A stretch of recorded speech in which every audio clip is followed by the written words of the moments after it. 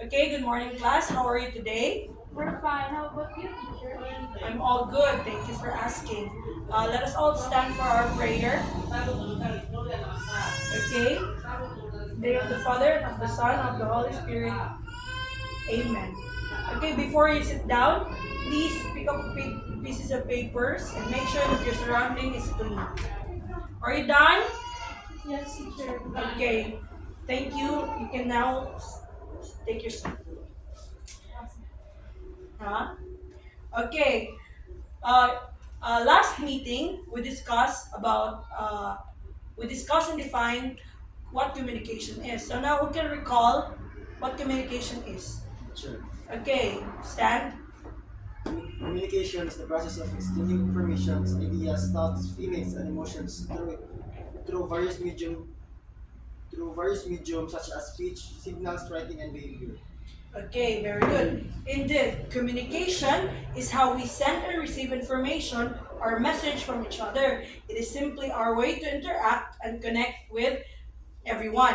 So now you can tell me the six main components of communication. Okay, please stand. The six main components are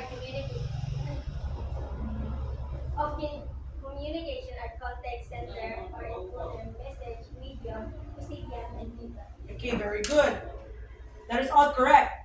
Uh, Context, sender or encoder, message, medium, recipient or decoder, and feedback. It's good that you still remember what communication is all about. Now let us proceed to our main topic for today, which is the verbal miscommunication. So, who have any insights or ideas about verbal miscommunication? Okay, Ms. John, please stand. So, verbal communication is the misunderstanding in communication that usually happens when the message is not effectively or interpreted due to various reasons, and also how the listener interprets the message. Okay, thank you very much. Good idea. So, verbal communication refers to misunderstanding that arise from spoken language discrepancies, leading to confusion or misinterpretation between individuals. Now, let us proceed to the factors contributing to verbal miscommunications. We have language barrier, cultural differences, nonverbal cues, context and environment, age, and gender. So, I have images here. I will ask you what factors of verbal miscommunication is present. Okay, image number one, you can tell me what factor of verbal miscommunication is present in this image. It's about language. Okay, language, can you please briefly explain? Um, Differences in language proficiency can clear communication, leading to misunderstanding and misinterpretation. Okay, very good.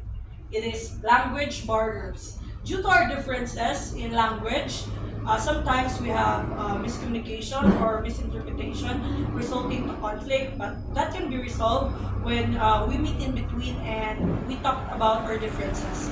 So, next image, what factor of verbal miscommunication is present in this image? Okay, please, Ms. Kai, stand. I think it's cultural difference. Cultural differences, okay, very good. What about it? Can you please explain? Differences in communication styles, gestures, and norms create barriers to effective communication. Okay, thank you so much.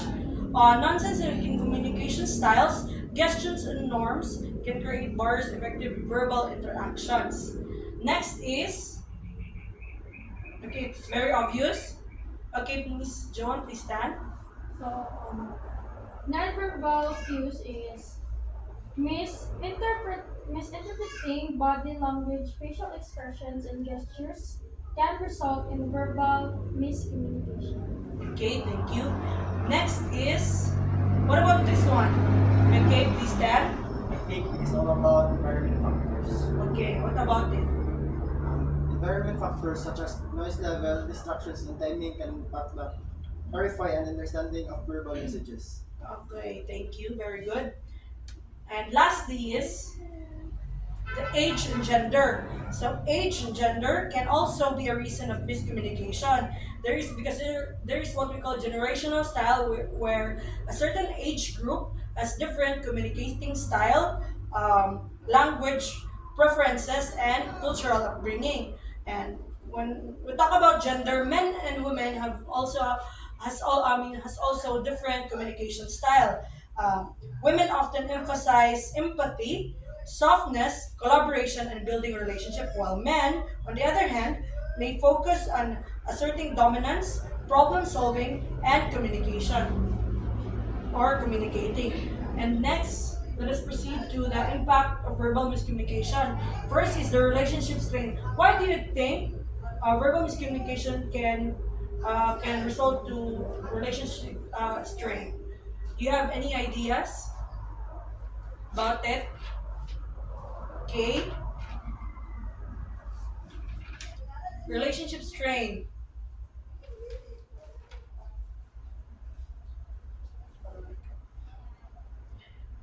Okay. Mr. Yeah, please stand.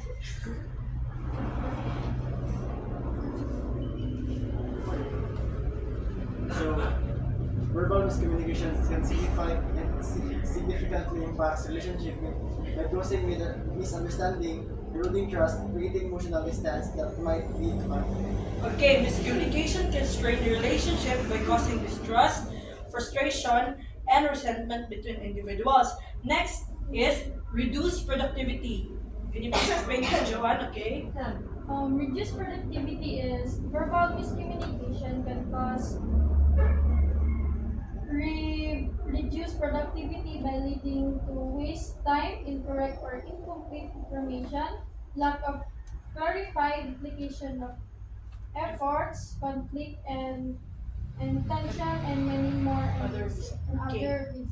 Okay, misunderstanding can lead to errors, delays, and inefficiency, impacting productivity and hindering success. Next is misinterpretation of intentions. Okay, Mr. Ruben, please stand. So, misinterpretations of intentions, incorrectly perceiving someone's intentions due to verbal miscommunication can create misunderstanding and conflicts.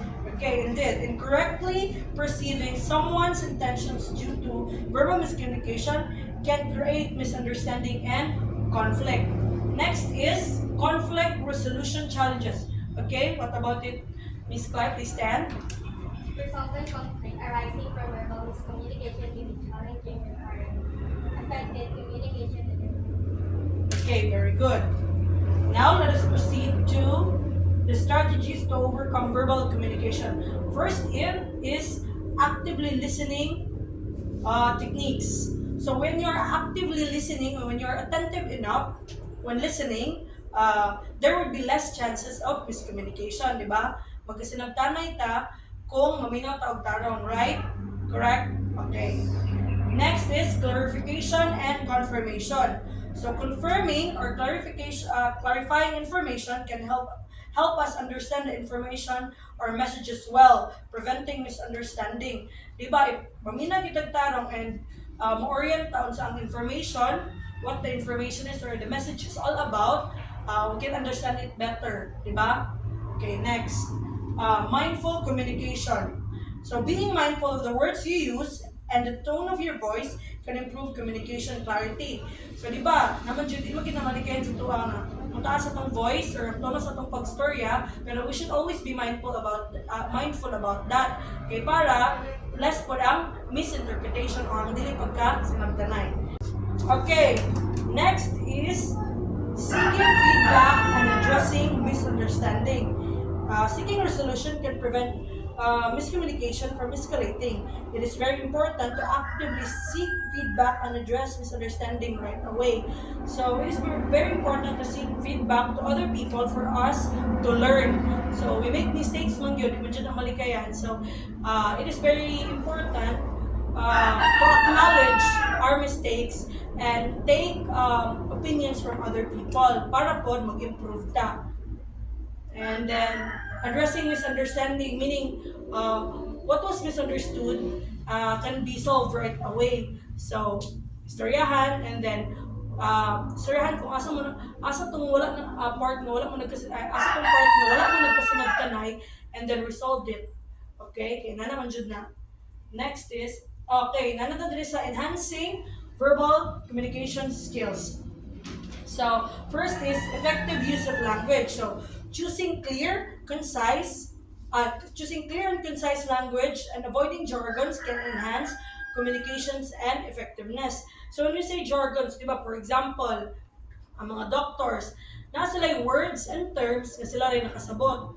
Dili makasabot ang normal nga people or other people. Except kung that person or katong nga mga tao is nagtrabaho po sa medical field. Same with the lawyers. Na po yung mga terms and words ng lawyers na sila na po yung makasabot. Okay? Inana ang jargons. Okay, next is body language awareness. So, being mindful of the body language, facial expressions, and gestures can complement verbal messages and improve understanding. So, mata kung gingan nga, imong body language and imong facial expression should be complemented with what you're saying. Nana. Next is emphasis in tone and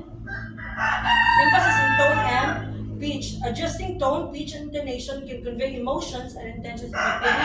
Di mo ta pwede nga, kanang di ba? For example, kung masuko ta, atong tingog masuko gid ta, di man pwede nga masuko kay mong expression pero imong tingog mura kagakatawa, di ba? Mag-cause gyud siya misconception or misinterpretation.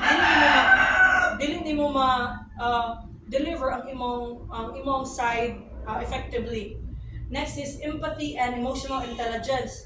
So it is very important to have empathy for us to be able to understand each other very well and to avoid conflict. Okay?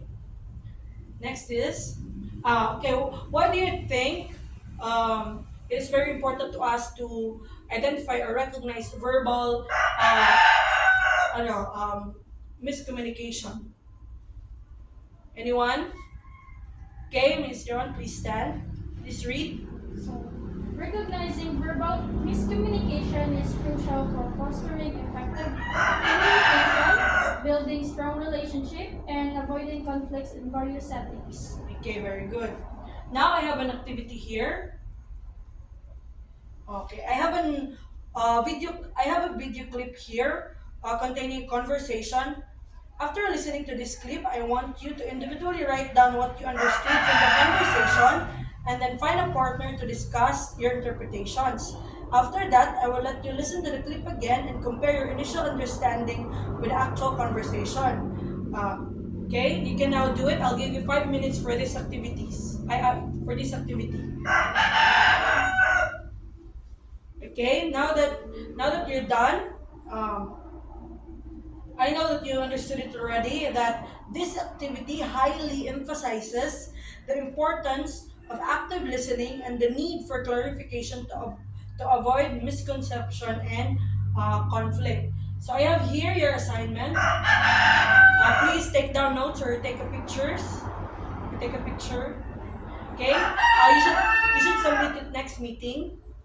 Are you all done? Yes, teacher. Okay, this assignment will be, you need to submit it next meeting.